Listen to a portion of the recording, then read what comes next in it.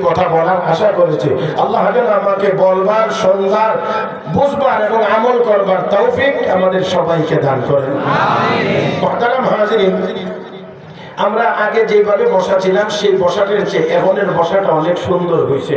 আর আল্লাহ তো আমাদের কাছে সুন্দর আমল চান, অসুন্দর আমল আল্লাহর কাছে পছন্দ।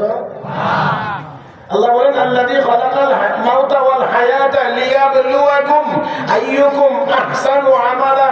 আল্লাহ পরীক্ষা করবেন তোমাদেরকে কে বেশি সুন্দর আমল করো। কি আমল? আমার সাথে একটু কথা বললেন মুরব্বী বাবাজিরা, বেয়াদবি মাফ করবেন, আমার সাথে একটু কথা বললেন। আর কথা বললে এখানে কোনো লস হবে না, লাভ হবে। মুহতারাম হাজিরিন, আল্লাহ আমার আপনার কাছে কি আমল চান? সুন্দর আমল, সুন্দর আমল। এই জন্য কথাটা খেয়াল করবেন, মুফাসসিরিন কেরাম লিখেন আল্লাহ রাব্বুল আলামিন আয়াতের ভিতরে এই কথা বলেন নাই আইয়ুকুম আকসারু আমালা, কে বেশি পরিমাণে আমল করো আল্লাহ এটা দেখবেন। আল্লাহ এই কথা বলেন নাই। আল্লাহ বলছেন কার আমল বেশি সুন্দর হয়, কে বেশি সুন্দর আমল করো, এই সুন্দর আমলটা আমি দেখতে চাই। তাহলে আমরা শুধু বেশি করব না সুন্দর করব? আমল যেন সুন্দর হয়, আমল যেন সুন্দর হয়। সাথে আরেকটি গুরুত্বপূর্ণ কথা আমরা স্মরণ রাখি, হাসরের মাঠে আমার আপনার আমল নামার ওজন হবে, ওজন হবে। এটা হলো সবাই জানে। কি হবে? ওজন দেওয়া হবে। আল্লাহ হাসরের মাঠে বান্দার সওয়াব আর গুনাহ গুনবেন না। 1 2 3 4 5 7 8 9 10 20 50 100 200 500 1000 10000 এমন করে আল্লাহ গুনবেন না, ওজন দিবেন। فأما من ثقلت موازينه فهو في عيشة راضية وأما من خفت موازينه فأمه هاوية وما أدراك ما هي نار حامية ما شاء الله الله أكبر যদি বলেন তো সব জবানে একসাথে বলেন মাশাআল্লাহ মাশাআল্লাহ। হাসরের মাঠে ওজন দেওয়া হবে, দাড়ি পাল্লা আল্লাহ নির্ধারণ করবে। এক পাল্লায় দিবেন বান্দার সওয়াব, আরেক পাল্লায় দিবেন বান্দার গুনাহ। সওয়াবের পাল্লাটা যদি ভারী হয় ঠিকানা ঠিকানা ঠিকানা যাইতে চাই কোথায়? জাহান্নামে। কেউ যাইতে চান? আমরা কেউ যাইতে চাই? জাহান্নাম কোনো ভালো জায়গার নাম না, কাজে এখানে আমরা যাইতে চাই। সম্পূর্ণ বিবরণ সেই দিকে দেওয়া যাবে না আমার কথা সামনে। এই জন্য আমি শুধু একটা কথা বলছি, জাহান্নাম কোনো ভালো জায়গার নাম না। এখানে কেউ মুসলমান আমরা যাইতে চাই না। রব্বে কারীম খুব লম্বা করে বিবরণ দিয়েছেন। ইন্না জাহান্নামা কানাত মিরসাদা লিত-তাগীনা মাআবা লাবিসিনা ফিহা আহকাবা লা ইয়াযুকুনা ফিহা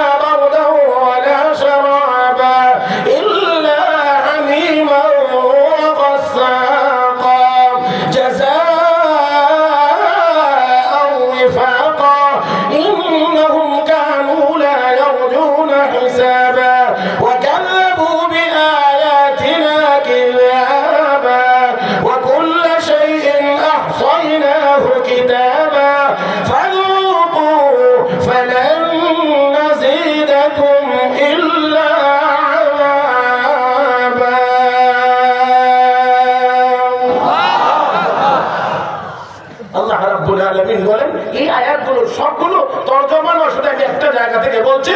লা ইয়াযুকুনা ফিহা বারদান ওয়ালা শারাবা। রব্বে কারীম বলেন জাহান্নামের ভিতরে কোনো ঠান্ডা পানি থাকবে না, কোনো শরবত জাহান্নামীদের জন্য থাকবে না। থাকবে কেবল ইল্লা হামিমা ওয়া গাসাকা, কেবলমাত্র থাকবে ফুটন্ত গরম পানি, এবং তাদের জন্য থাকবে গাসা। ফুটন্ত গরম পানিটা কেমন গরম হবে? হাল আতাকা হাদিসুল গাশিয়া ওজুহু ইয়াওমাইযিন খাশিয়া আমিলাতুন নাসিবা তাসলা নারান হামিয়া তুসকা মিন আইনিন আনিয়া। এই তুসকা মিন আইনিন আনিয়ার ব্যাখ্যা করতে গিয়ে ইমামুল মুফাসসিরিন আল্লামা ইমাম কুরতুবী তার তাফসীরের ভিতরে লিখেছেন, এত গরম হবে ওই পানি, এত গরম হবে ওই পানি, এত গরম হবে ওই পানি, এক ফোঁটা গরম পানি যদি দুনিয়ার সর্বোচ্চ পর্বতের চূড়ায় তাপ এত বড় পাহাড় সহ্য করতে পারবে না, পাহাড়টা গলে মোমের মতো পানি হয়ে যাবে। আমি এবার আপনাদেরকে জিজ্ঞেস করতে চাই, এমন জাহান্নামে কি আমরা কেউ যাইতে চাই? যারা আসতে বলছেন তারা কিছুক্ষণের লেগে যাইতে চান। আবারও বলছে জাহান্নামে কেউ যাইতে চাই? তাহলে জাহান্নামে যদি যাইতে চাই না, জাহান্নাম থেকে যদি বাঁচতে হয় তাহলে গুনার কাজ ছাড়তে হবে। আর আসতে বলেন, আজকে আমাদের যত দুঃখ, যত দুর্দশা, যত বিপদ, যত অত্যাচার, যত নিপীড়ন, যত নির্যাতন, যত অপমান, যত লাঞ্ছনা আর বঞ্চনা, সবগুলোর কারণ হলো আমাদের গুনাহ, আমাদের গুনাহ, আমাদের গুনাহ। আজকে যদি আমরা গুনার কাজ ছেড়ে দিয়ে যদি নেককার হয়ে একবার ময়দানে আল্লাহু আকবার আওয়াজ তুলতে পারি, শাহজালাল মুজাদ্দিদ আমাদের আল্লাহু আকবার আওয়াজে যদি গর্গরিমদের দালান ভাঙতে পারে, 200 কোটি মুসলমানের আল্লাহু আকবারের আওয়াজে অবশ্যই জারজ রাষ্ট্র ইসরায়েলের নাম নিশানা পৃথিবীর মানচিত্র থেকে মুছে দিতে পারে।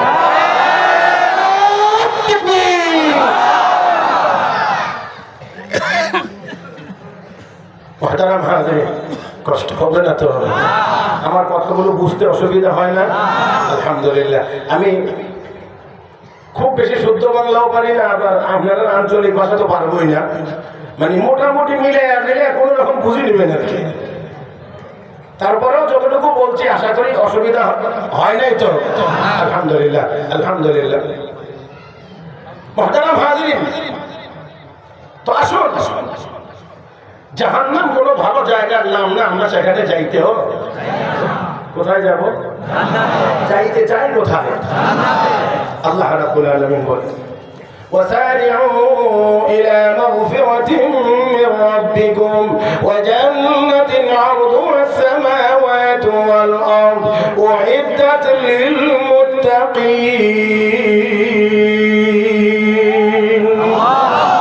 আল্লাহ রাব্বুল আলামিন বলেন, ওই জান্নাতের দিকে দৌড় দাও, প্রতিযোগিতা লাগো, কার আগে কে যাইবা। প্রতিযোগিতার মানে কি? আমি আগে যেতে চাই, আমি আগে যেতে চাই, আমি আগে যেতে চাই। আল্লাহ কয় প্রতিযোগিতামূলক দৌড় দাও, কে কার আগে জান্নাতে যাইতে পারো। এমন করে দৌড়াও ওই জান্নাতের দিকে যেই জান্নাতটা প্রস্থ হলো 7 আসমান জমিন মিলে যত জান্নাতটা প্রস্থ হবে তত। প্রস্থ যদি হয় এত, লম্বা কত হবে এটা আল্লাহ ছাড়া কেউ বলতে পারবেন না। আল্লাহ ছাড়া কেউ বলতে পারবেন না। সেই জান্নাতে আপনাদের কাছ থেকে আওয়াজ চাই, সেই জান্নাতে যাইবার কি মনে চায়? দরকার আছে যাওয়া? আল্লাহ, তাহলে জাহান্নাম থেকে যদি বাঁচতে হয় তাহলে কি করতে হয়? বলে আসছিলাম একটু আগে, জাহান্নাম থেকে যদি বাঁচতে হয় গুনার কাজ ছাড়তে হয়, জান্নাতে যদি যাইতে হয় নেক আমল। সারা রাতের ওয়াজ দুই কথা, সারা রাতের ওয়াজ হবে এই দুই কথা। যত কিছুই বিশ্লেষণ হোক, ঘুরে ফিরে কথা গিয়ে হবে জাহান্নাম থেকে বাঁচতে চায় তো গুনার কাজ ছেড়ে দেন, জান্নাতে যাইতে চায় তো নেক কাজ করতে থাকেন। মুহতারাম হাজিরিন, আসুন, আল্লাহ আমাদের কাছে কি আমল চান না চলছিলেন? কথা কয় না, কি আমল? সুন্দর সুন্দর সুন্দর সুন্দর আমল আল্লাহ আমার আপনার কাছে চান। কি বলেন, ঠিক না? রব্বে কারীম চান সুন্দর। এই জন্য দুনিয়াতে আমল হবে সুন্দর যত বেশি, হাসরের দিন দাড়ি পাল্লায় ওজন হবে তত আল্লাহ গণবেন না। আমি আপনাদেরকে সহজে বোঝানোর জন্য ছোট ছোট দুই একটা উদাহরণ দেওয়ার চেষ্টা করি। দুই একটা লাগবে, একটা হলেই হবে। আপনাদের এলাকায় তো মনে হয় সরিষা হয়, হ্যাঁ? সরিষা মাফেন যে এই পাল্লার মধ্যে পাথর তো অনেক ধরনের থাকে। এক ধরেন না, একটা পাথর এটা 1000 গ্রাম, এটার নাম, এটা কত? 1 কেজি। 1 কেজির পাথর কয়টা হয়? 1 কেজির পাথর একটা। আচ্ছা, একটা এই পাল্লার মধ্যে দিলেন, ডাইলের পাল্লায় সরিষা কয়টা দেওয়া লাগবে? 1 কেজি বানাইতে হইলে সরিষা কতটা দেওয়া লাগবে?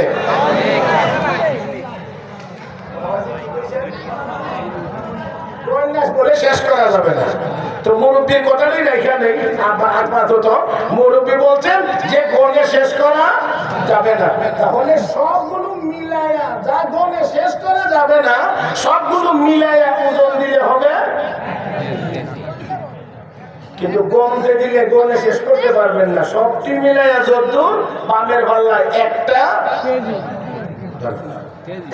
একটাই অদ্দূর। তার মানে হলো সংখ্যায় যদিও সরিষা বেশি, হাজার হাজার দানা মিলে ওজন যতটুকু, একটা পাথরের ওজন ততটুকু।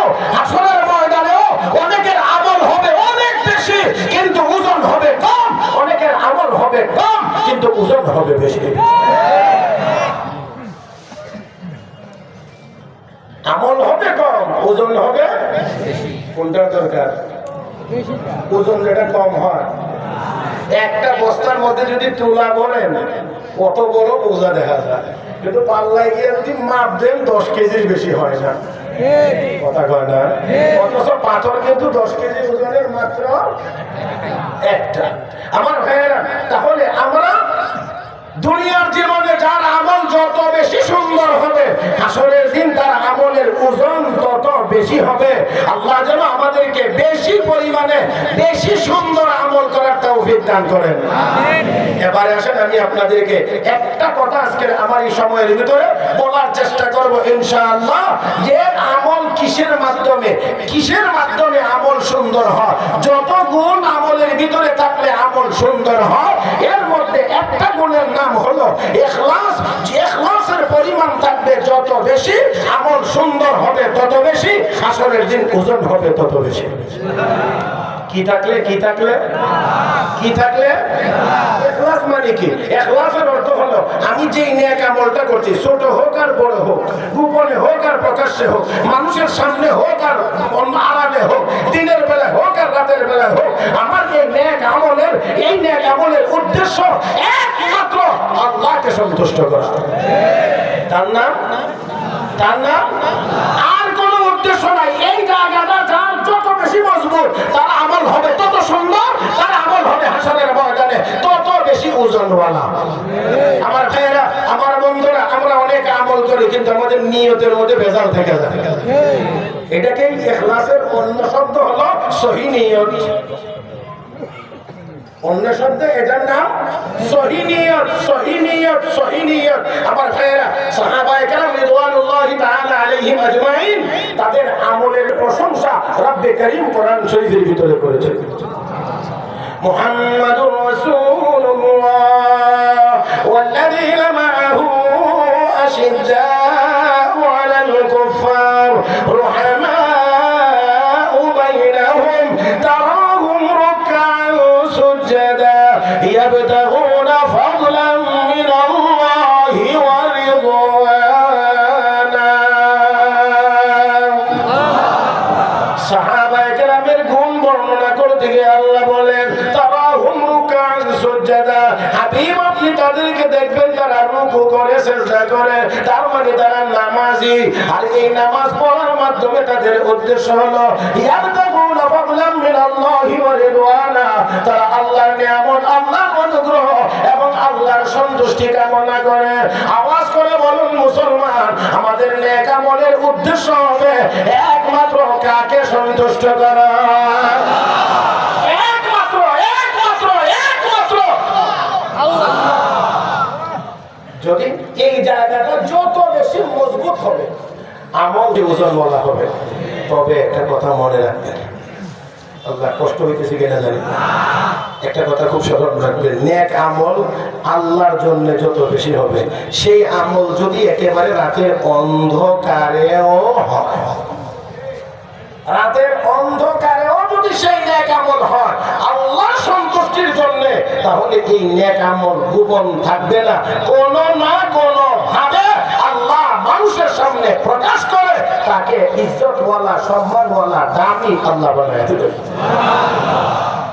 যদি স্মরণ থাকে আর সুযোগ হয়, আলোচনার শেষ সময়ে আপনাদেরকে একটা ঘটনা শোনাইয়া এই কথাটা বোঝানোর চেষ্টা করব। তার আগে আমি কিছু কথা আপনাদের খেদমতে বলে নিতে চাই। যদি ইখলাসের পরিমাণ বেশি থাকে তাহলে ছোট আমলের দ্বারাও নাজাতের ব্যবস্থা হবে, আর যদি ইখলাস না থাকে আমল বেশি করেও নাজাতের ব্যবস্থা হবে না। এমনকি এমনকি জাহান্নামের আগুনেও জ্বলতে হবে। আমি এই জন্য আগেই বলছিলাম, আমরা কি কেউ জাহান্নামে যাইতে চাই? জাহান্নামে যাইতে চাই না। আর আমল করে কি আবার জাহান্নামে যাইতে চাই? তাহলে আসেন, আমি আপনাদেরকে মুসলিম শরীফের একটা লম্বা হাদিস শোনাইবো। লম্বা করে ব্যাখ্যা করতে পারবো না, তবে হাদিসটা লম্বা, এটা আপনাদেরকে শোনাইবো। তারপরে একেবারে আমার দিকে তাকিয়ে কথাগুলো শুনবেন বলে আমি আশা করছি। যে হাদিসের কথা বলছি, এই হাদিস বর্ণনা করতে গিয়ে রাসূলের সাহাবী হযরত আবু হুরায়রা রাদিয়াল্লাহু তাআলা আনহু 3 হয়ে গিয়েছেন। হাদিস বর্ণনা করতে গিয়ে তিনি আগাইতে পারেন না, বলা শুরু করেন, বেহুশ হয়ে যান, বলা শুরু করেন, বেহুশ হয়ে যান, বলা শুরু করেন, বেহুশ হয়ে যান।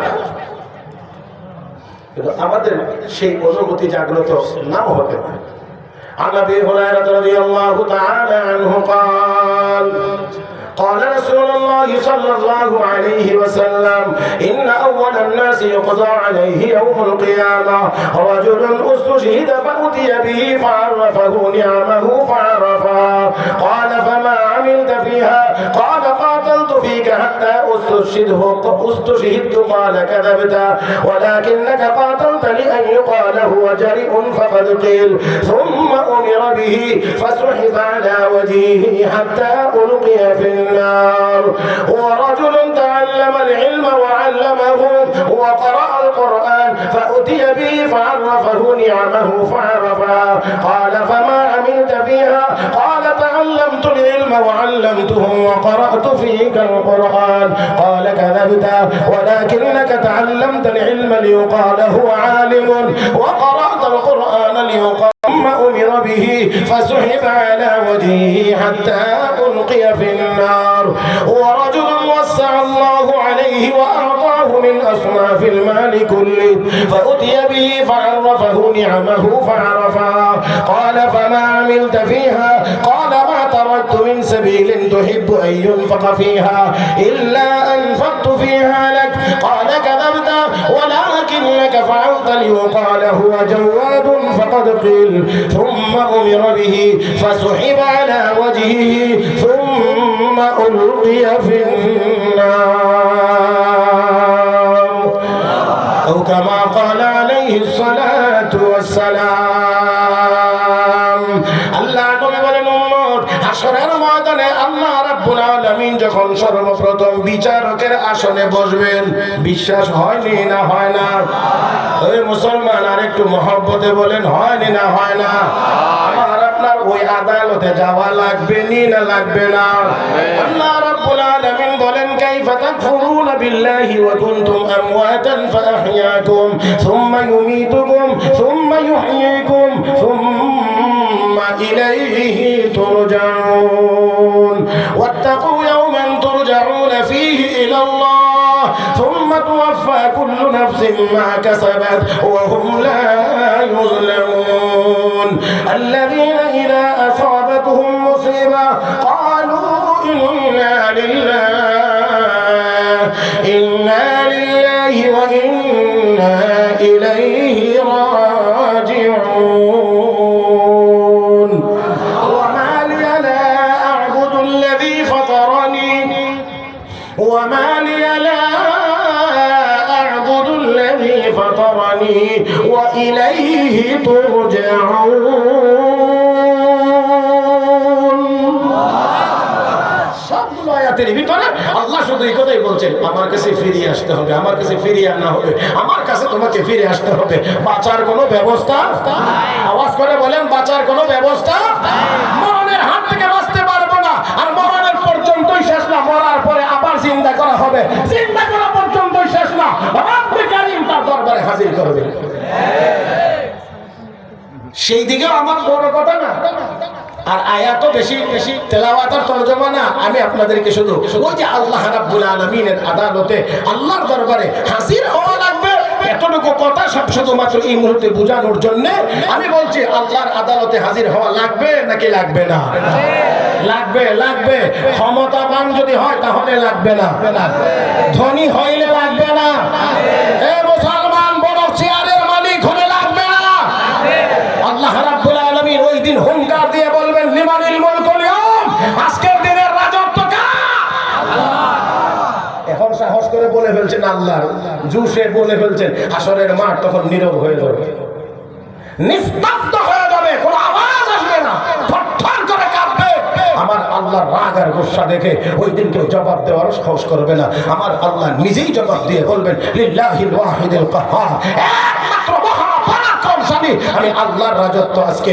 ওই দিন দুনিয়ার কেউ গিয়ে বলবে না আমি অমুক দেশের প্রধানমন্ত্রী, আমি অমুক দেশের রাষ্ট্রপতি, আমি অমুক দেশের এই সেই, বলবে না। আল্লাহ তো নাম ধরে ধরে বলবে, নাইনাল বলো ওই দুনিয়ার রাজা বাদশারা কোথায়, কেউ জবাব দেবে না। ওই দিন আবার আপনার সকলের সামনে নাই না আছে? আল্লাহ যখন বিচারের জন্য বসবেন, সর্বপ্রথম আমার আল্লাহ তার আদালতে তিনজন ব্যক্তি হাজির করবেন। তিনজনকে দিয়ে বিচার শুরু হবে। কয়জন? আমার কথা কি শুনতেছেন? তিনজনকে দিয়ে বিচার শুরু হবে। একজন শহীদ, একজন আলেম ও কারি, একজন দানবীর। ভালো করে খেয়াল করেন, মোল্লা মৌলবীও বাদ নাই কিন্তু। একজন শহীদ, একজন আলেম ও কারি, একজন দানবীর। তিনজনকে আল্লাহ হাজির করে। প্রথম ব্যক্তি শহীদ। এই তিনটা শব্দ শুনলে আপনারা কি বুঝেন? খারাপ না ভালো? খারাপ না ভালো? জাহান্নামী আমল না জান্নাতি আমল? খেয়াল করে আল্লাহ শহীদ ব্যক্তিকে বলবেন, তোমাকে দুনিয়ার জীবনে এই এই এই এই নিয়ামত দিয়েছিলাম? সে বলবে, হ্যাঁ আল্লাহ অবশ্যই দিয়েছিলেন, অবশ্যই দিয়েছিলেন, আমার দিক, আমার দিক। তো এত নিয়ামত পেয়ে তুমি কি আমল করে এসেছো? লোকটা অত্যন্ত জোর গলায় বলবে, আল্লাহ কাতালতু ফীকা হাত্তা উস্তুশহিদতু, তোমার রাস্তায় লড়াই করে আমার জীবনটা কুরবানি দিয়ে শাহাদাত বরণ করে এসেছি। আমার আল্লাহ তার মুখের উপরে জবাব দিয়ে বলবেন, কাযাবতা, তুই মিথ্যাবাদী। ওয়ালাকিন্নাকা কাতালতা লিআইয়ুকালা হুয়া জারিউন, হে বান্দা, লড়াই করে জীবন দিয়েছিলে আমার কাছে কোনো বিনিময় পাওয়ার নিয়তে না, আমার কাছে কোনো পুরস্কার পাওয়ার আশায় না। তোর আশা ছিল দুনিয়াতে লোকেরা তোকে বড় বীর বাহাদুর বলবে, তো ফাকাদ কিলা, দুনিয়ার জীবনে তো তোকে এই কথা মানুষ বলছে। তো আমার কাছে যেহেতু পাইবার কোনো নিয়ত তোর ছিল না, এজন্য আমার কাছে কোনো বিনিময় নাই। সুম্মা উমিরা বি, আল্লাহর ফরমান জারি হয়ে যাবে, ফাসহিবা আলা ওয়াজহি, তাকে ওই তামার জমিনে, উত্তপ্ত জমিনে উল্টানো হবে, শুধু চেহারাটা জমিনে লাগা থাকবে, পায়ের মধ্যে বেড়ি লাগানো থাকবে। এই উল্টা অবস্থায় টেনে টেনে ওই লোকটাকে জাহান্নামে নিক্ষেপ করবে। আমার কথাগুলো যদি বুঝে থাকেন তাহলে ভালো আওয়াজে জবাব দিবেন, তার আমল খারাপ না নিয়ত খারাপ? এই জন্য আমার নবী বলেছেন, ইন্নামাল আমালু বিন্নিয়াত, সকল ভালো আমলের ভালো ফলাফল নির্ভর করে ভালো নিয়তের উপরে। আপনাদের কি মনে হয় শহীদেরা আসলে জাহান্নামী? আসতে বলেন, শহীদেরা জাহান্নামী না জান্নাতি? আল্লাহ, আমি সেই দিকে বড় করতে পারবো না। একটা হাদিস শোনাই, ইবনে মাজাহ শরীফের হাদিস। عن المقدام بن معدي كرب رضي الله تعالى عنه قال قال رسول الله صلى الله عليه وسلم للشهيد عند الله 6 خصال يغفر له في أول دفعة ويرى مقعده من الجنة ويجار من عذاب القبر ويأمن من الفزع الأكبر ويوضع على رأسه تاج الوقار الياقوت منها خير من الدنيا وما فحور العين ويشفع في 70 من أقربائه।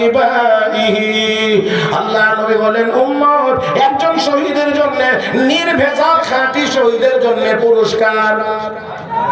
আমার আঙ্গুলের দিকে তাকাইলে বলতে পারবেন পুরস্কার ছয়টা। আল্লাহ নবী বলেন, ইউগফারু লাহু ফি আউয়ালি দাফা, শাহাদাতের সময়ে আল্লাহ রাব্বুল আলামিন তার জিন্দেগীর সব গুনাহ maaf করে দেন।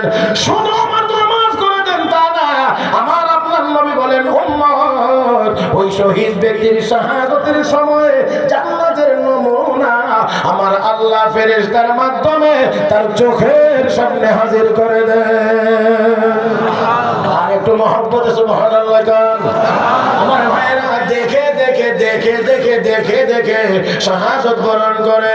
হযরতে আসিয়াকে যখন নির্যাতন করা হচ্ছিল, ও মুসলমান, চরম নির্যাতনের মুহূর্তে মুহূর্তে আল্লাহর বান্দি আল্লাহর কাছে দোয়া করেছিলেন, রব্বি বিনিলি ইনদাকা বাইতান ফিল জান্নাহ ওয়া নাজ্জিনি মিন ফিরআউনা ওয়া আমালি ওয়া নাজ্জিনি মিনাল কওমিল যালিমিন।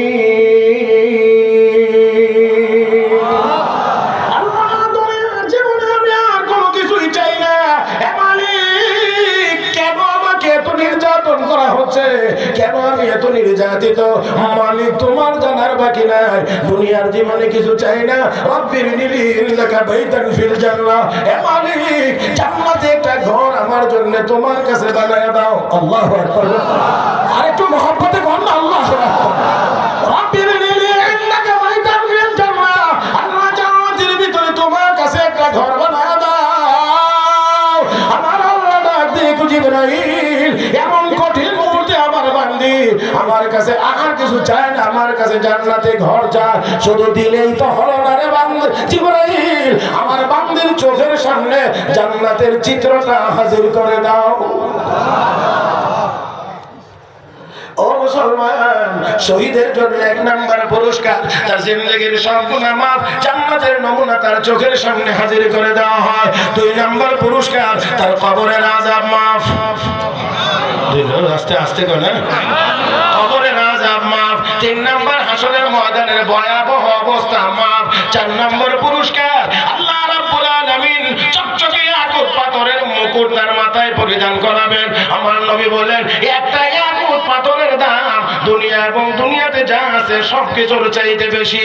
5 নাম্বার পুরস্কার আমার নবী বলেন, উম্মত ওই লোকটাকে জান্নাতি 72 জন হুর দান করা হবে। 6 নম্বর পুরস্কার শহীদ ব্যক্তি শুধু একা জান্নাতে যাবে না, আমার আল্লাহ বলবেন, বান্দারে আমার সন্তুষ্টির জন্য জীবনের মায়া ত্যাগ করলে, জানটা দিয়ে দিলে, হ্যাঁ আমার বান্দা তুই একা জান্নাতে যাবে তা না, আমি আল্লাহ তোরে সুপারিশ করার ক্ষমতা দিলাম। আত্মীয় স্বজনের মধ্য থেকে 70 জন জাহান্নামীকে সুপারিশ করে আল্লাহর জান্নাতে নিয়ে যাবে। কয়টা পুরস্কার? ওই শহীদ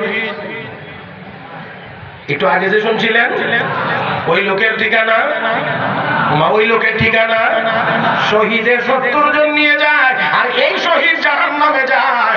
আওয়াজ করে আবারও বলতে হবে, আমল খারাপ না নিয়ত খারাপ? তাই নবী বলেন, ইন্নামাল আমালু,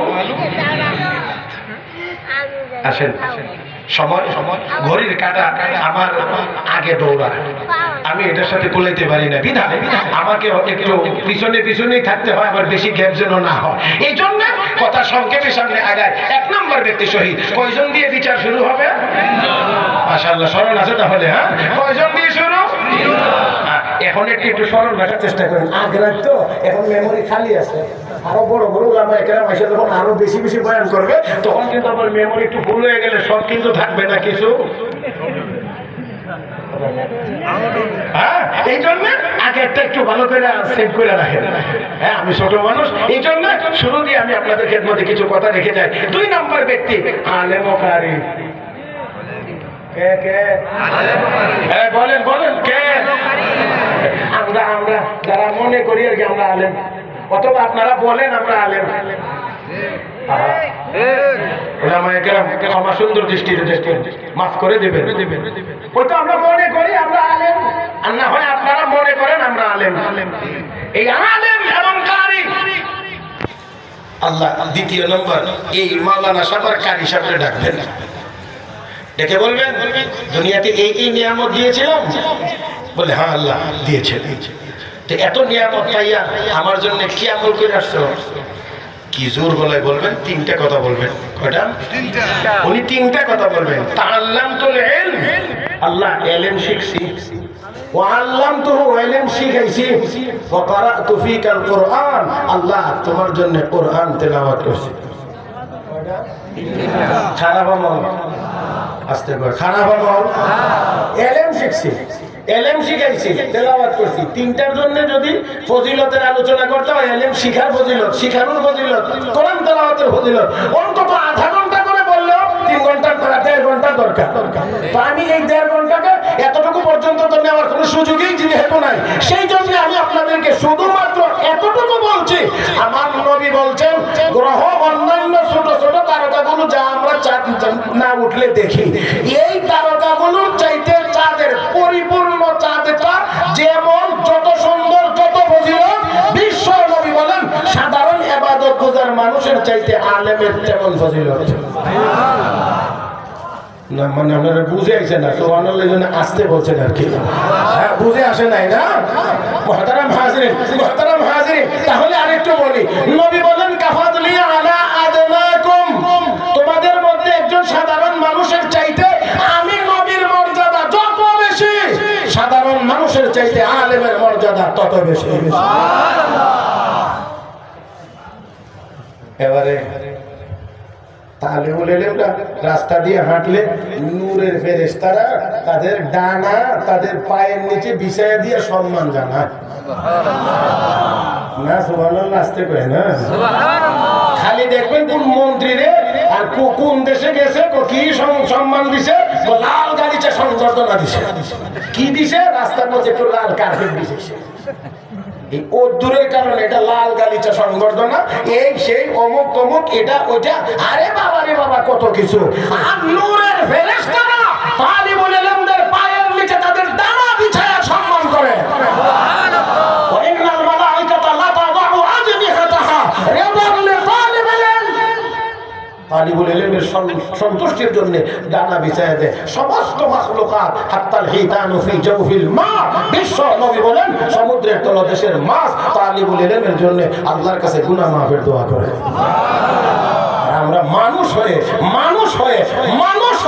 তালিবুল ইলমদের বিরুদ্ধে কথা বলি, আলেমদের বিরুদ্ধে কথা বলি, আলেম ওলামাদেরকে কটাক্ষ করি, বিচারের নামে বিচারের আসনে বসে অবিচারমূলক আলেম ওলামাদেরকে বিভিন্নভাবে নির্যাতনের চেষ্টা করেছে, আলেম ওলামাদের বিরুদ্ধে মিথ্যা রিপোর্ট দিয়েছে, হাজার হাজার মাদ্রাসার নামে অন্যায়ভাবে রিপোর্ট জমা দিয়েছে দুদকে। আমরা এই দৃশ্য দেখেছি, তাকে আল্লাহ দুনিয়ার জীবনে লাঞ্ছিত অপমানিত কাকে বলে, কলা পাতার বিছানায় শোয়াইয়া দিছে।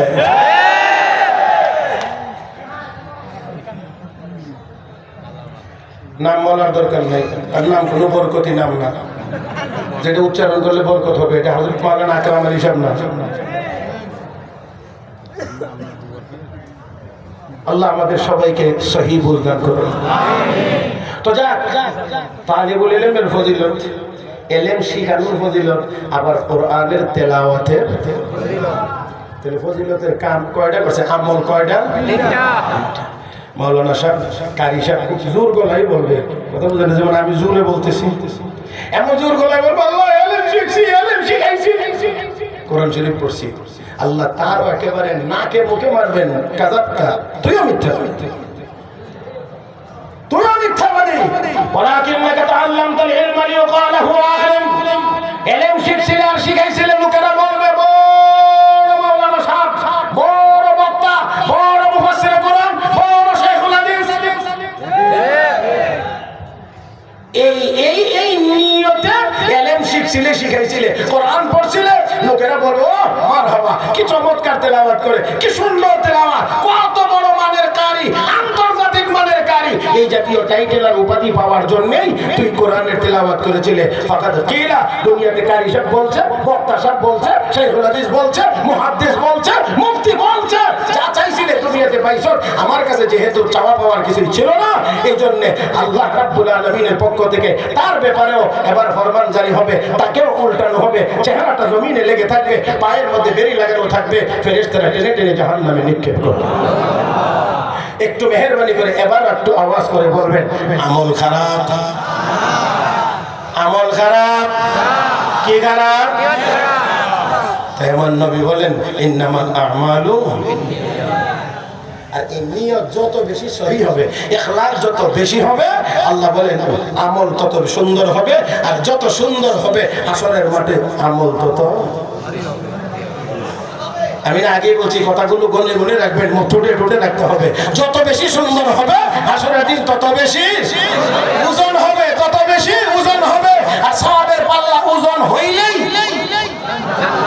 আস্তে আস্তে কোথায় কোথায় কোথায় ইন্নাল মুত্তাকিনা মাফাজান হাদাইকা ওয়া আ'নাবা ওয়া কাওয়াবিবা আতরাবা ওয়া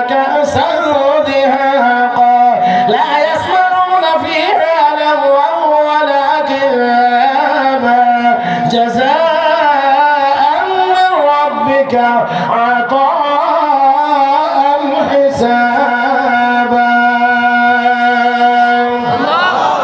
وأصحاب اليمين ما أصحاب اليمين في سدر مخضود وطلح منضود وظل ممدود وماء مسكوب وفاكهة كثيرة لا مقطوعة ولا ممنوعة وفرش مرفوعة إنا أنشأناهن إنشاء فجعلناهن أبكارا عربا أترابا لأصحاب اليمين সবগুলো আয়াতের ভিতরে আল্লাহ রাব্বুল আলামিন শুধু জান্নাতের নাজ ও নিয়ামতের বিবরণ দিয়েছেন। এবার আরেকটু আওয়াজ করে বলেন না, ওই জান্নাতে যাইবার কি দরকার আছে? আল্লাহ তুমি আমাদের সবাইকে জান্নাতি হিসেবে কবুল করো। আমিন। আল্লাহ তুমি আমাদের সবাইকে জাহান্নাম থেকে হেফাজত করো। আমিন। আমার ভাইয়েরা, তাহলে নেক আমল করতে হবে। সেই নেক আমল সুন্দর হবে কিসের মাধ্যমে? নিয়তের মাধ্যমে। ইখলাস, ইখলাস, ইখলাস, ইখলাস, ইখলাসের মাধ্যমে। তাহলে আসেন এই ইখলাসের সাথে যেন নেক আমল করতে পারি। এত সহজে মিয়া ইখলাস ভিতরে আসবে না। এই জন্য আল্লাহওয়ালাদের একটু জুতা সুজা করতে হবে। সহবতে সহবতে আহলুল্লাহ দরকার। সহবতে আহলুল্লাহ এমনিতেই হয় না, এমনিতেই হবে না, এত সহজ না। যাক, সেই দিকে দেখবো না, কারণ এই দিকে গেলেও আবার কিছু কথা আমাদের দেশে কেউ কেউ আছে, কোরআন হাদিস আছে, তো আবার পীর বুজুর্গ কেন? কথা কয় না। কোরআন হাদিস আছে তো পীর বুজুর্গ কেন? গাদা বাজারে ডাক্তারি বই আছে, তো ডাক্তারের কাছে যাস কেন? বই আছে না, পড়লি তো ডাক্তারি জানতে পারোস, তো ডাক্তারের কাছে যাওয়া লাগে কেন? তাহলে বুঝতে হবে সবকিছু শিখবার জন্য শিক্ষকের দরকার হয়। আস্তে কন, আস্তে কন, আস্তে কন। শিক্ষকের প্রয়োজন হয় ভাইরা। এই জন্য দেখার মধ্যে আল্লাহ অনেক কিছু দেখেন, তাদের চোখে আল্লাহ সেই ক্ষমতা দেন। এটা তো স্বাভাবিক জিনিস, স্বাভাবিক জিনিস। আমরা আবার চোখ দেখি, অনেক সময় চোখ লাল হয়ে থাকে, তখন আমরা করি তোর চোখ দিয়ে লাল দেখা যায়, আমরা দেখি লাল। আবার ডাক্তারের কাছে গেলে ডাক্তার দেখে আপনার এই সমস্যা, আমি দেখছি লাল, আর ডাক্তারে কয় কি তোমার এই সমস্যা। তাহলে দুজনের দেখার মধ্যে একটু বেশ কম আছে। আমি বুঝাইতে পারছি না মনে হয়। আমরা দেখি মাটি লাঠি দিয়ে গুঁতা দেন, অথবা কোদাল শাবল দিয়ে গুঁতা দেন, মাটির নিচে যাবে, তো নিচে গেছে। কিন্তু ইঞ্জিনিয়ারকে যদি আনেন, তাহলে সে গুঁতা দিয়ে ভিতরে ঢুকলে কদ্দুর যাইলে, কদ্দুর গতিতে গেলে এখানে কত তালা বিল্ডিং করা যাবে সেইটা বলতে পারে। আল্লাহ ভালো জানেন আমি আপনাদেরকে কথা বুঝাইতে পারছি কিনা। কয়জন দিয়ে বিচার শুরু? হ্যাঁ হ্যাঁ, কয়জন? একজন শহীদ, 2 নম্বর আলেম ও কারি, 3 নম্বর দানবীর, 3 নম্বর দানবীর, দানবীর, দানবীর, দানবীর। আমার ভাইয়েরা, দান খয়রাত যারা করে তারা আল্লাহর বন্ধু হয়। কি হয়? আল্লাহর বন্ধু, আল্লাহর বন্ধু হয়। কারণ দান করাটা এটা আল্লাহর স্বভাব। রাস্তাটা বুঝেন না নাকি? দান করা, দেওয়া, দেওয়া এটা আল্লাহর বৈশিষ্ট্য। আল্লাহ শুধু আমাদেরকে দেন, আমাদেরকে দেন, আমাদেরকে দেন, আমাদেরকে দেন। আল্লাহ আমাদেরকে দিচ্ছেন, এই দেওয়াটা হলো আল্লাহর স্বভাব। অতএব যারা আল্লাহর রাস্তায় দান খয়রাত করে তারা আল্লাহর প্রিয়, আল্লাহর বন্ধু। আরো অনেক ফজিলতের কথা আছে, কিন্তু আল্লাহ তাকে বলবেন দানবীর এই নিয়ামত দিছিলাম বলে, হ্যাঁ কি করছো? আল্লাহ কোন কি? মাদ্রাসায় দিছি, মসজিদে দিছি, এতিমখানায় দিছি, গরিবের বিয়ে শাদীর মধ্যে দিছি, অমুক জায়গাতে দিছি, তমুক জায়গাতে দিছি। যত রাস্তায় দিলে তুমি সন্তুষ্ট হইবা, এবং একটা রাস্তাও বাদ নাই, সব জায়গাতে দিছি। আল্লাহ বললেন তুইও মিথ্যাবাদী, তুইও মিথ্যাবাদী। ওয়ালাকিন্নাকা ফাআলতা লিয়ুকালা হুয়া জাওয়াদুন। তুই দিয়েছিলে কথা ঠিক, সব জায়গায় দিয়েছিলে, লোকেরা তোকে জন্য বড় দানবীর বলে সেই নিয়তে। যা তোর ঠিকানা। এবার আওয়াজ করে বলেন, আমল খারাপ, আমল খারাপ না নিয়ত খারাপ? এবারে আসেন আমার ভাইয়েরা, পূর্বের যুগের কোন এক জমানা, কোন এক নবীর জমানা অভাব অনটন দুর্ভিক্ষ দেখা দিয়েছে। ওই নবীর একজন মুসলমান কোথাও সফরে বের হয়েছে, রাস্তায় গিয়ে থেকে মরুভূমি বিশাল মরুভূমি, শুধু বালু আর বালু। এই বিশাল বিস্তীর্ণ ময়দান আল্লাহর বান্দা পার হয়ে যায় আর মনে মনে নিয়ত করে বলে, আল্লাহ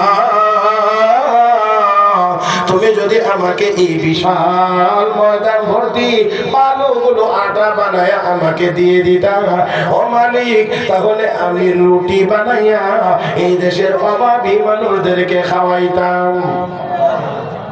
কথা বুঝলেন? আল্লাহ আমাকে যদি আটা বানায় দিয়ে দিতা আমি রুটি বানাইয়া খাওয়াইতাম।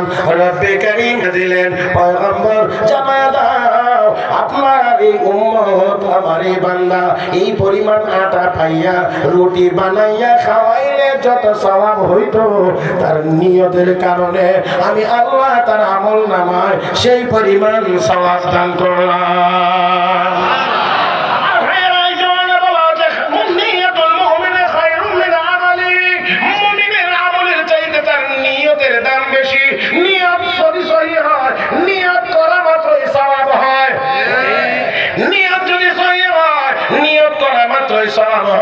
আর নিয়ত যদি সহি না হয় আমল করেও সওয়াব নাই, জাহান্নামে যাইতে হয়। আমার ভাইয়েরা, আরেকটা কথা আমি বলেছিলাম, যদি আপনি আল্লাহকে সন্তুষ্ট করার জন্য নেক আমল করেন, রাতের অন্ধকারেও যদি করেন, কেউ যদি কোনো খোঁজ নাও পায়, কেউ যদি জানতে নাও পারে, তারপরেও এই আমল গোপন কোনো না কোনো ভাবে থাকে না।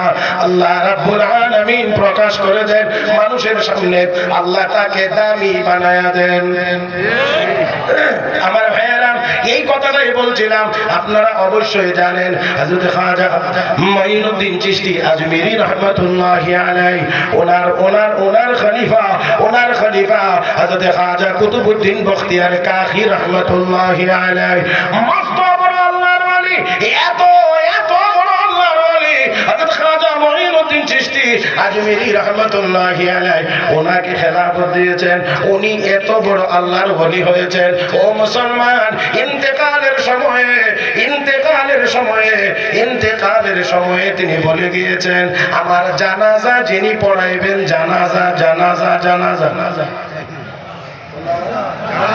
জানাজা যিনি পড়াইবেন তার মধ্যে 4টা গুণ থাকা লাগবে।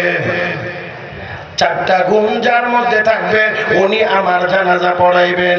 যদি আরো বলি তাহলে সহজ কথায় বলবো, 4টা আমল যার নিয়মিত আছে এমন ব্যক্তি আমার নামাজের ইমামতি করবেন। ও মুসলমান, আল্লাহর বান্দা জানাজার ইমামতির জন্য এত শর্ত আরোপ করতে আছেন। এক নাম্বার যেই লোকটি সাবালক হওয়ার পরে জিন্দেগিতে জীবনে কোনোদিন আসরের 4 রাকাত সুন্নত বাদ দেন নাই। আর কোন নামাজ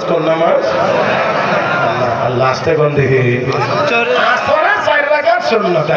আমরা অনেকেই বলবো না পড়লে গুনাহ হয় না, না পড়লে গুনাহ হয় না, পড়লে সব হয়। আর আমাদের এখন তো মানে ফরজের বাহিরে আর কোনো দিকে অনেকে যাইতেই চায় না, বললেই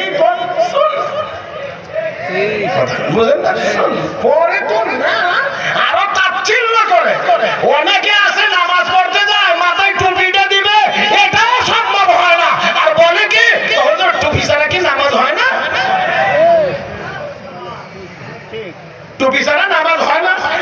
আমি যদি ভুল বলি, ওলামা একরাম এখানে আছেন মঞ্চ ভর্তি, আমাকে পড়ানোর যোগ্যতা রাখেন এবং অনেক ওলামা একরাম আছেন, আমি ঠিক করে নেব। আমি বলি টুপি ছাড়া শুধু নামাজ হয় না, কে কইছে? পাঞ্জাবি ছাড়াও নামাজ হয়, শার্ট ছাড়াও নামাজ হয়, গেঞ্জি ছাড়াও নামাজ হয়। কথা কয় না? পুরুষের জন্য নাভির উপর থেকে হাঁটুর নিচ পর্যন্ত যদি কাপড় দিয়ে ঢাকা থাকে আর এমত অবস্থায় নামাজ পড়ে তাহলে তার নামাজ হয়ে যাবে। কিন্তু সুন্নতের খেলাফ হবে। অবশ্যই আমার ভাইরা তো হয়ে যাবে। টুপি ছাড়া কি নামাজ হয় না? বেটা তো শার্ট ছাড়াও নামাজ হয়, গেঞ্জি ছাড়াও নামাজ হয়। তো গেঞ্জি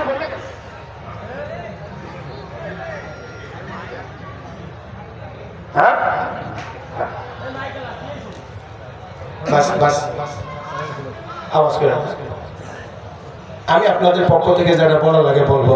আপনারা সবাই যদি মিছিল করে উঠেন তো বেচারা তো দৌড়ও দিতে পারে।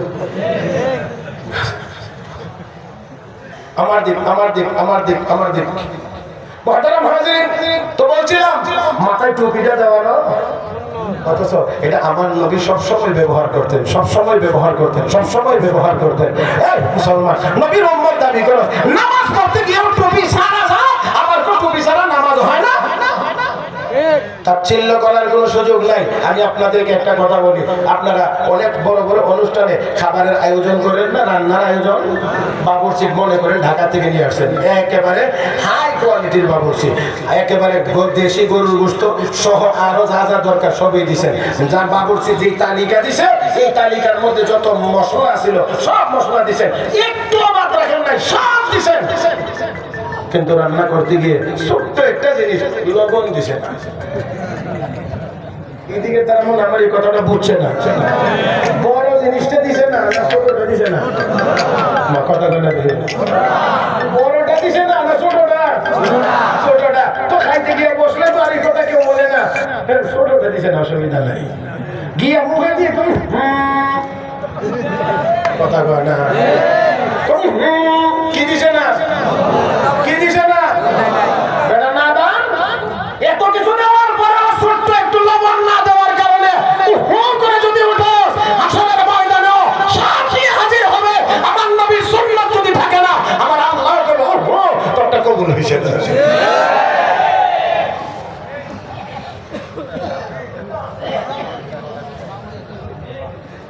قل إن كنتم تحبون الله فاتبعوني يحببكم الله. قل إن كنتم تحبون الله فاتبعوني يحببكم الله ويغفر لكم ذنوبكم والله غفور رحيم.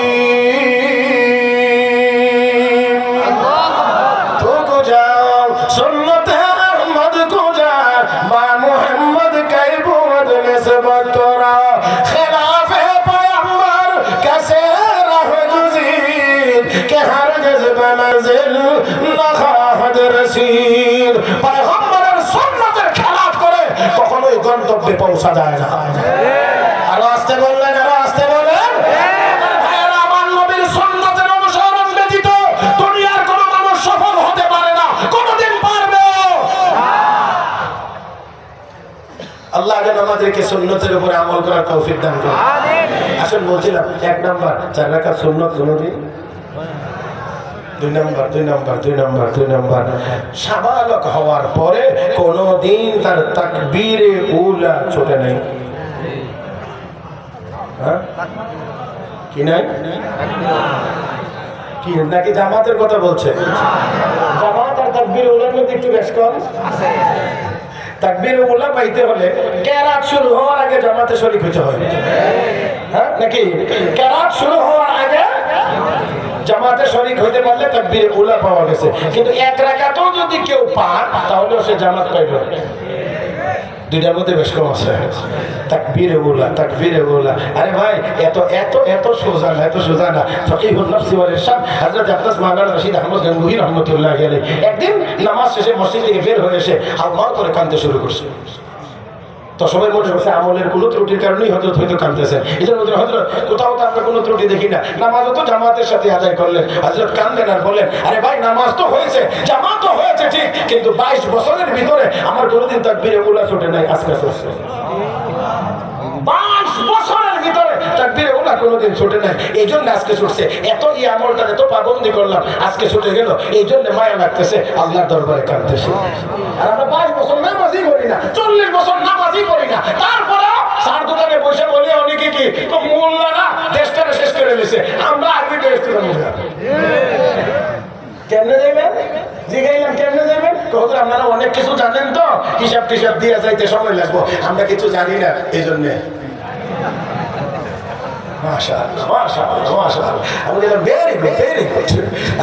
খুব ভালো। আচ্ছা আচ্ছা, আপনি যে কথা বললেন যে আলেম ওলামা এই 12, 14, 15 বছর যাব ডাইল ডুল খায়া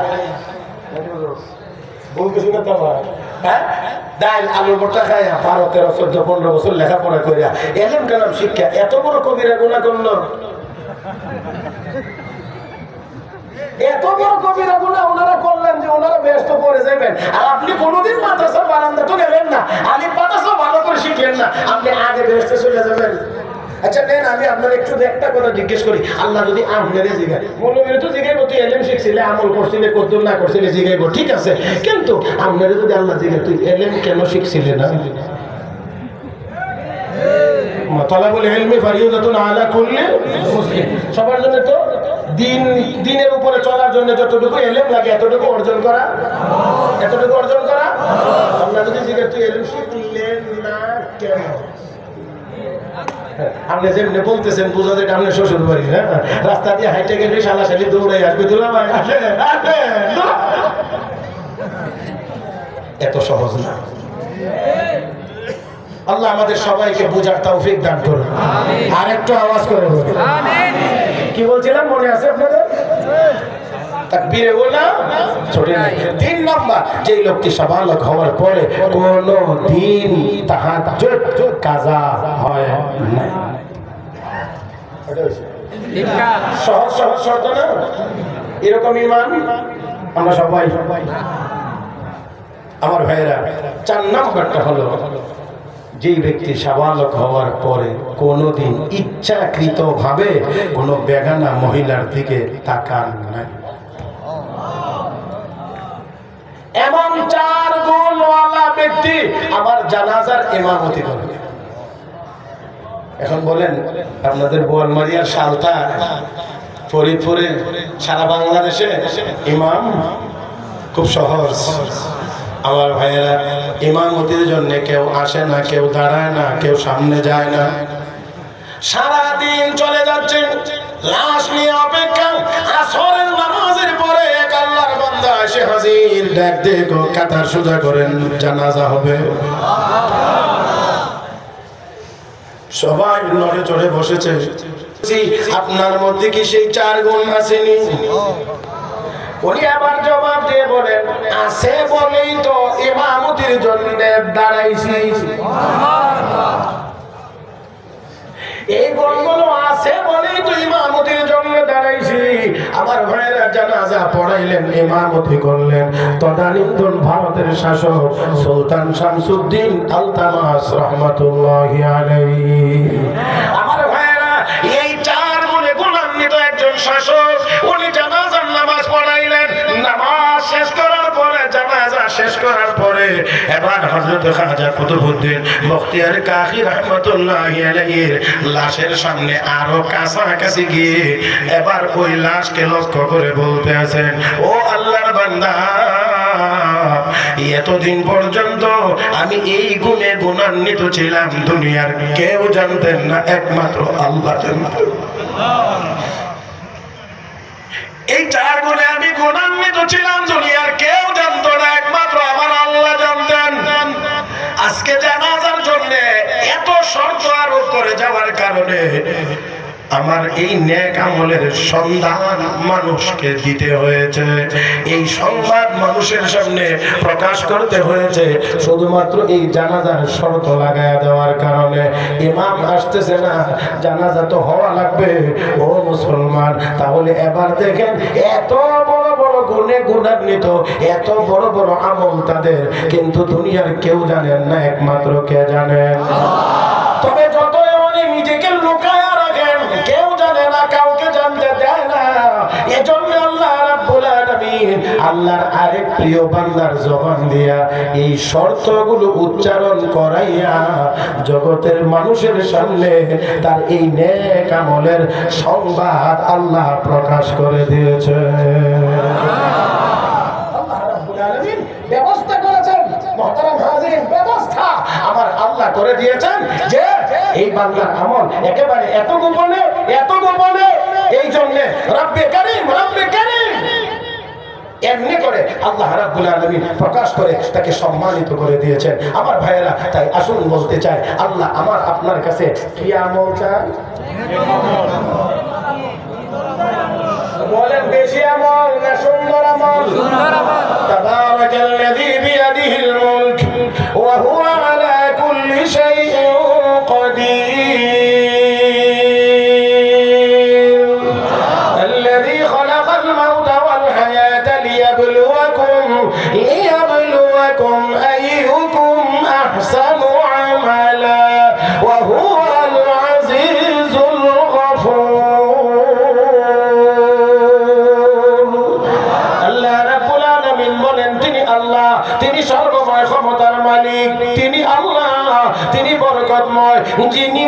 এবং হায়াত সৃষ্টি করেছেন।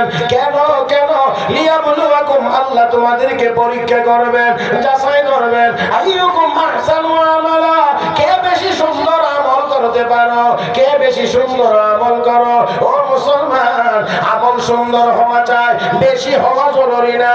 আমল সুন্দর হওয়া জরুরি, মোটা হওয়া জরুরি না, সুস্থ হওয়া জরুরি।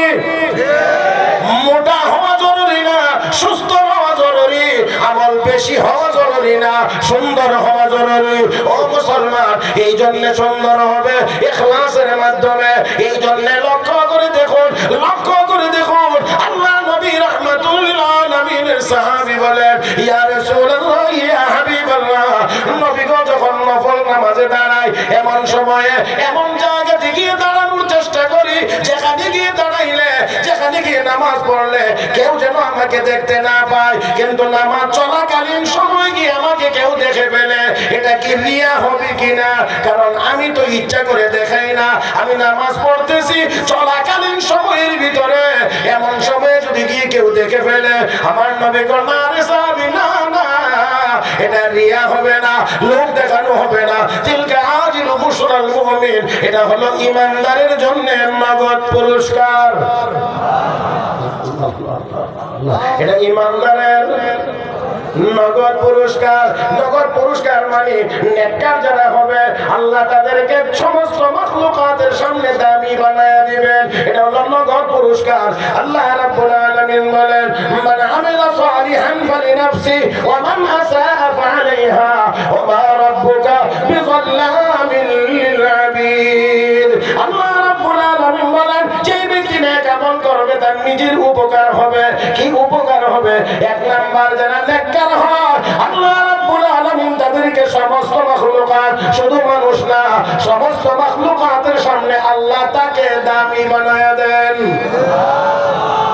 তো ওই দামি বানানোর জন্য ওই নেক আমল যদিও গোপনে হয়, কিন্তু আল্লাহ মানুষকে জানায়া মানুষের সামনে তাকে দামি বানায়া দেন, মানুষের সামনে আল্লাহ তাকে ইজ্জতওয়ালা বানায়া দেন। শাইখুল হাদিস ওয়া তাফসীর ওয়াল ফিকহ হযরত আকদাস হযরত মাওলানা মুহাম্মদ জারওয়ালি খান রাহমাতুল্লাহি আলাইহি তিনি বলেন যে আমি একদিন রাস্তা দিয়ে হাঁটছি, হঠাৎ করে তাকায় দেখি পিছন দিক দিয়ে সাপ আসতেছে, সাপ ধাওয়া করছে। আমি যতই দ্রুত হাঁটছি কিন্তু দেখি যে সাপ আরো দ্রুত হাঁটছে।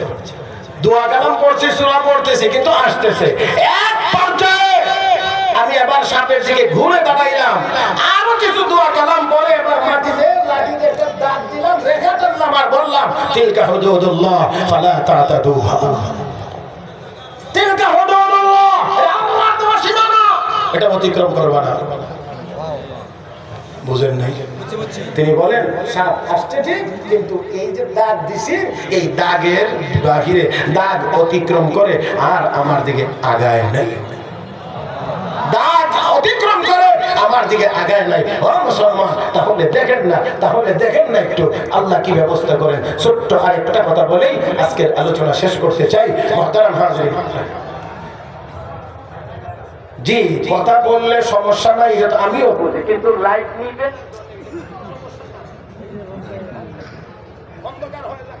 এখন সমস্যা নাই। মুহতারাম হাজিরিন, সর্বশেষ বলছি, ছোট্ট একটা কথা বলে আমি আপনাদের কাছ থেকে বিদায় নেব, আলোচনা শেষ করব। চিশতিয়া তরিকা এক বড় বলি, বড় বুজুর্গ, আমাদের চিশতিয়া তরিকা একেবারে উপরের লেভেলের, উপরের সনদ বর্ণনা করে উপরের দিকে গেলে এক বুজুর্গের নাম পাওয়া যায়, হযরত শেখ আব্দুল ওয়াহিদ ইবনে যায়েদ রাহমাতুল্লাহি আলাইহি। একটু খেয়াল করে দেখেন, হযরত খাজা মুঈনুদ্দিন চিশতি আজমিরি রাহমাতুল্লাহ আলাইহির পীর ছিলেন হযরত খাজা উসমান হারুনি রাহমাতুল্লাহ আলাইহি। ওনার পীর ছিলেন আলহাজ শরীফ জিন্দানি রাহমাতুল্লাহ আলাইহি। ওনার পীর ছিলেন হযরত মওদুদ চিশতি রাহমাতুল্লাহ আলাইহি। ওনার পীর ছিলেন আবু ইউসুফ চিশতি রাহমাতুল্লাহ আলাইহি। ওনার পীর ছিলেন আবু মুহাম্মদ চিশতি রাহমাতুল্লাহ আলাইহি। ওনার পীর ছিলেন হযরত আবু আহমদ আবদাল চিশতি রাহমাতুল্লাহ আলাইহি। ওনার পীর ছিলেন হযরত আবু ইসহাক শামী রাহমাতুল্লাহ আলাইহি। ওনার পীর ছিলেন হযরত মুমসাদ আযুদ্দিন নুরি রাহমাতুল্লাহ আলাইহি। ওনার পীর ছিলেন হযরত আবু হুমায়রা বসরি রাহমাতুল্লাহ আলাইহি। ওনার পীর ছিলেন হুযায়ফা মারাশি রাহমাতুল্লাহি আলাইহি, ওনার পীর ছিলেন ইব্রাহিম ইবনে আদহাম বলখি রাহমাতুল্লাহি আলাইহি, ওনার পীর ছিলেন খাজা হুসাইন ইবনে আয়াজ রাহমাতুল্লাহি আলাইহি, ওনার পীর ছিলেন হযরত শাইখ আব্দুল ওয়াহিদ ইবনে যায়েদ রাহমাতুল্লাহি আলাইহি, ওনার পীর ছিলেন হযরত খাজা হাসান বসরি রাহমাতুল্লাহি আলাইহি, ওনার পীর ছিলেন হযরত আলী রাদিয়াল্লাহু তাআলা আনহু, হযরত আলী রাদিয়াল্লাহু তাআলা আনহুর পীর ছিলেন বিশ্ব নবী মুহাম্মদুর রাসূলুল্লাহ সাল্লাল্লাহু আলাইহি ওয়াসাল্লাম।